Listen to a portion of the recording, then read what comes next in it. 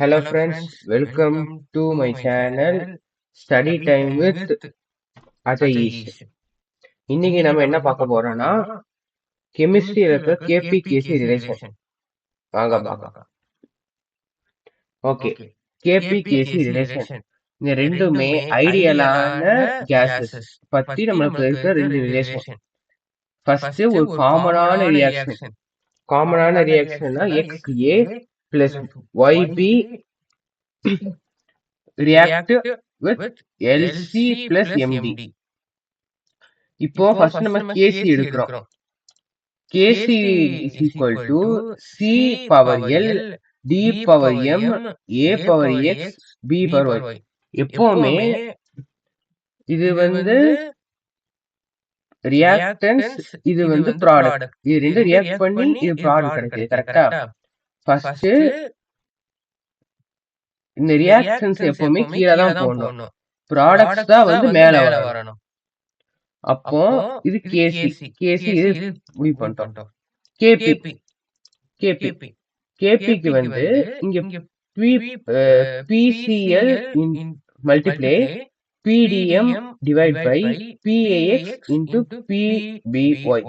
ஏன் இப்படி போட்டுக்கோனா KP it's a constant ideal case. இது ஒரு ஐடியல் கேஸ், அதாவது ஈக்குவலிபிரியம் கான்ஸ்டன்ட் சொல்லுவாங்க. இது என்ன கேஸ் கூட ஒற்று போகாம அது ஈக்குவலா, அதாவது நடுநிலைமையா இருக்கும் பிரஷர். சோ அதனால பீனி மென்ஷன் இருக்கும். அடுத்து நம்ம ஐடியல் கேஸ் ஈக்குவேஷன் கொண்டு வரோம். ஐடியல் கேஸ் ஈக்குவேஷன் கொண்டு வந்தோம்னா wait a minute, I will verify it.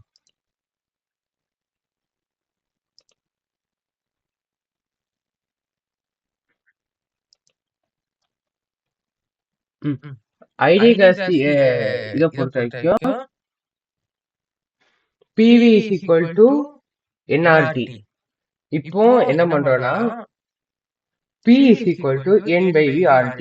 இப்படி நீங்க எழுதிக்கலாம், இல்ல இப்படி நீங்க எழுதிக்கலாம், அது உங்க இஷ்டம் தான். அடுத்து இதுல ஆக்டிவ் மாஸ்னு ஒரு மேட்டர் இருக்கு.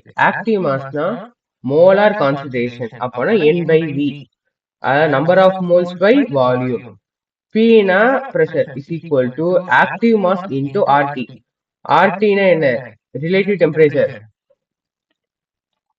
அடுத்து இந்த எக்ஸ்பிரஷன் இது எதுக்கு யூஸ் ஆகும்னா, இதுலயே புக் பேக் கொஸ்டின்லயே HI2க்கு அதாவது அமோனியா, அதுக்கு கண்டுபிடிக்கிறது ஆக்டிவ் மாஸ் தேவைப்படும். அதுக்கு இந்த ஈக்குவேஷன் யூஸ் ஆகும். ஆக்சுவலி காமன் ஈக்குவலிபிரியம் இதுக்கு இது யூஸே ஆகாது. ஆக்சுவலி நம்ம ரிலேஷன்ஷிப் பிட்வீன் கேபி கேசிக்கு அது யூஸே ஆகாது. ஜஸ்ட் இது ஈக்குவேஷன் தான். மத்த எல்லாருக்கும் இந்த கேஸுக்கு அந்த மாதிரி கொடுத்தாங்கன்னா, இப்போ 2NH3 அப்போ N2 + 3H2 அதுக்கு அந்த இது ஈக்குவேஷன் யூஸ் பண்ணுவாங்க. ஓகே, இப்போ நம்ம கேபி எடுத்தோமா, கேபில PXA is equal to first A போடுங்க, மேல பவர் X, RT மல்டிப்ளை பண்ணுங்க. ஏன்னா P is equal to active mass into RT. கரெக்டா? ஓகே, மல்டிப்ளை பண்றோம். நம்ம மல்டிப்ளை பண்ணோம்னா